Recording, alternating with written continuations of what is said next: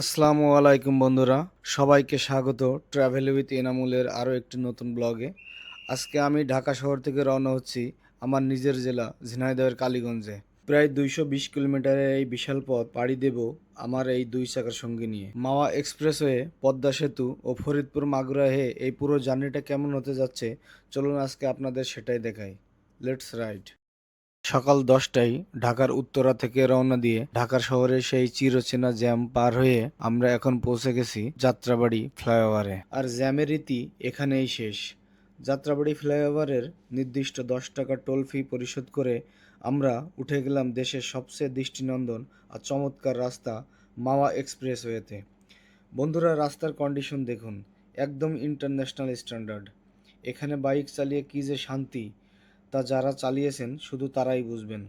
তবে হাইওয়েতে বাতাসে প্রেশার অনেক বেশি থাকে, তাই হ্যান্ডেলবার খুব শক্ত করে ধরে রাইড করতে হচ্ছে।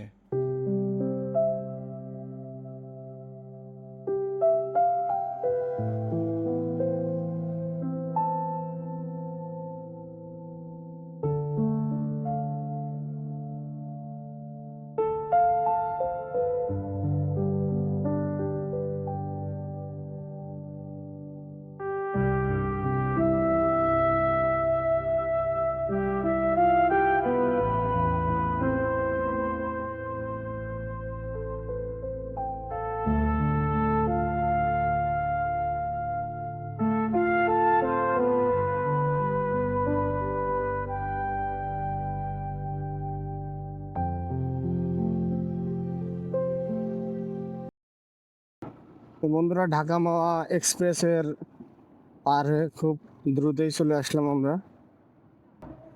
এই পদ্মা সেতু টোল সেন্টারে চলে আসছে। আমরা এখন টোল দিব, তো টোল দিয়ে সেই পদ্মা সেতুর সৌন্দর্য দেখতে দেখতে পার হয়ে যাব।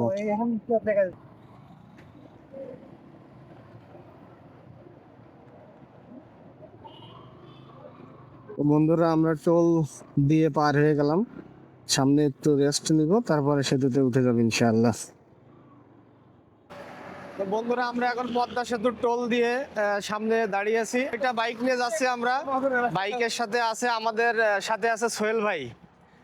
সোহেল ভাইয়ের পিলিয়ন কে ভাই, আপনার সাথে কে আছে? সাথে আছে শামিম, ওই যে শামিম। সাথে আছে আমাদের শাওন ভাই। শাওন ভাই যদি একটু পিছিয়ে পড়ছিল, পরে আমাদের সাথে চলে আসছে। এবং এই এই পাশে আছে আমাদের ভাইয়ের নামটা কি ভাই?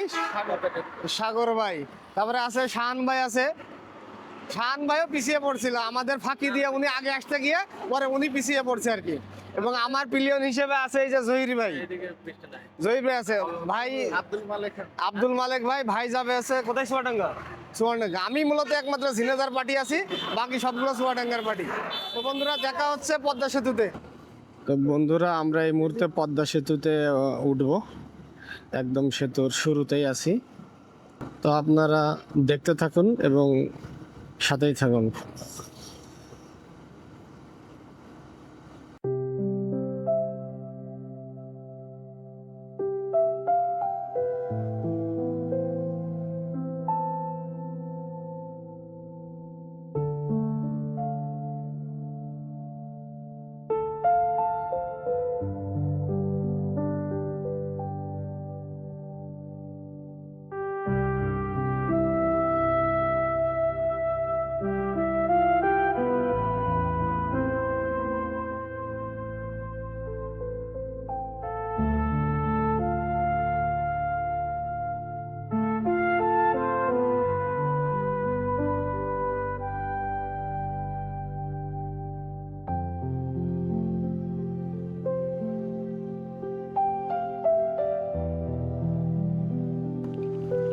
তো বন্ধুরা, দেখতে দেখতেই পদ্মা সেতু পার হয়ে গেলাম। বন্ধুরা, আজ সকাল থেকেই মেঘলা আকাশ, বৃষ্টি হওয়ার প্রবল সম্ভাবনা ছিল। সেই সম্ভাবনা থেকেই বৃষ্টি শুরু হয়ে গেল এবং বৃষ্টির ফোঁটা ক্যামেরার লেন্সে। একটু সামনে এগোতেই দাঁড়ানোর মতো জায়গা পেয়ে গেলাম এবং সেখানে এক সাইডে মোটরসাইকেলটি পার্কিং করে কোনো মতে নিজেকে বাঁচানোর চেষ্টা করলাম বৃষ্টির হাত থেকে। তো দেখি কখন বৃষ্টি শেষ হয় এবং বৃষ্টি শেষে আমরা ইনশাল্লাহ আবার রওনা দিব। বন্ধুরা, টানা 45 মিনিট বৃষ্টি শেষে আমরা আবার যাত্রা শুরু করি ঝিনাইদহের উদ্দেশ্যে। বন্ধুরা, বৃষ্টির পর আবার যাত্রা শুরু করলাম। আমরা জাস্ট পদ্মা সেতু পার হওয়ার পরপরই বৃষ্টি শুরু হয়েছিল। প্রায় 45 মিনিট আমরা একই জায়গায় দাঁড়িয়েছিলাম।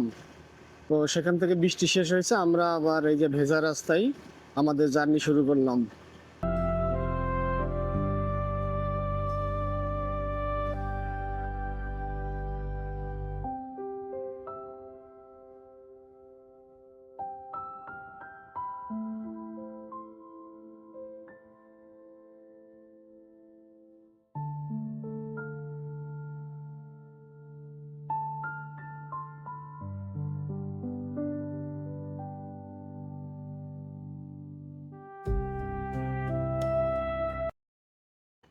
তো বন্ধুরা, বৃষ্টিতে ভিজতে ভিজতে এই যে আমাদের শাহান ভাই একদম শার্ট টাট খুলে ফেলছে এই অবস্থা। যদিও বৃষ্টির মাঝখানে আমরা এক জায়গায় দাঁড়িয়েছিলাম, আমরা ভিজি নাই। এখন আমরা এখান থেকে দুপুরে লাঞ্চ করব এবং লাঞ্চ করার শেষে আমরা আবার চলে যাবো ঝিনাইদহের উদ্দেশ্যে। ভাঙা মোড়ে একটা লোকাল রেস্টুরেন্টে আমরা বসছি। এখানে আছে পুঁইশাক ভাজি এবং গরুর মাংস।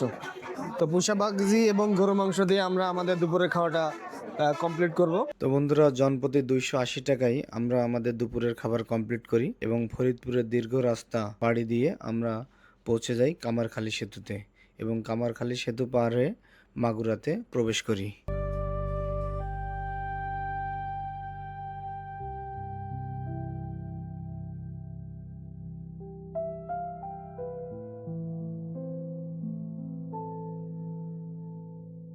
বন্ধুরা, মাগুরা শহর পার হয়েই ইসাখাদা বাজারে থাকে আমাদের চা বিরতি। চা চক্র শেষে আমরা লিচু কেনাকাটা করি এবং রওনা দিই বাড়ির উদ্দেশ্যে। বড় ব্যাগ নাই?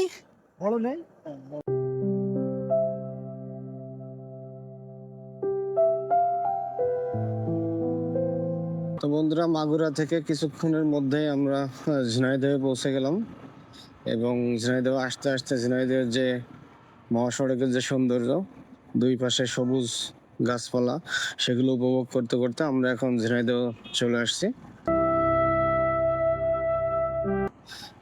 আমরা মূলত ঝিনাইদহ বাইপাস থেকে আমরা কালীগঞ্জের রোডে ঢুকবো।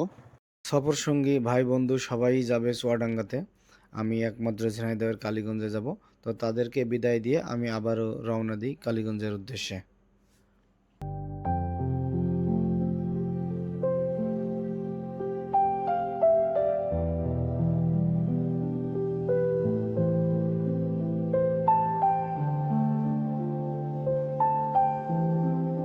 বন্ধুরা, কালীগঞ্জের নিমতলা বাস স্ট্যান্ডে পৌঁছানোর পর সেখান থেকে আমি আমার গ্রামের রাস্তায় প্রবেশ করি এবং কিছুক্ষণ যেতে না যেতেই আমাদের যে গ্রামের বাজারে পৌঁছে যাই। সামনে একটি বাজার দেখতে পাচ্ছেন, এটা মূলত আমাদের গ্রামের বাজার, সিংদহ আমতলা বাজার। এখানে প্রত্যেক মঙ্গলবার এবং বুধবার এই দুই দিনে হাট বসে। অর্থাৎ আমাদের এই বাজারের আশেপাশে যে দুই তিনটা গ্রাম আছে, সিংদহ, কমলাপুর, আলাইপুর, এখানকার যে প্রান্তিক চাষিগুলো আছে তারা তাদের নিজস্ব ক্ষেতের যে সবজিগুলা এগুলো নিয়ে আসে, একদম টাটকা সবজি।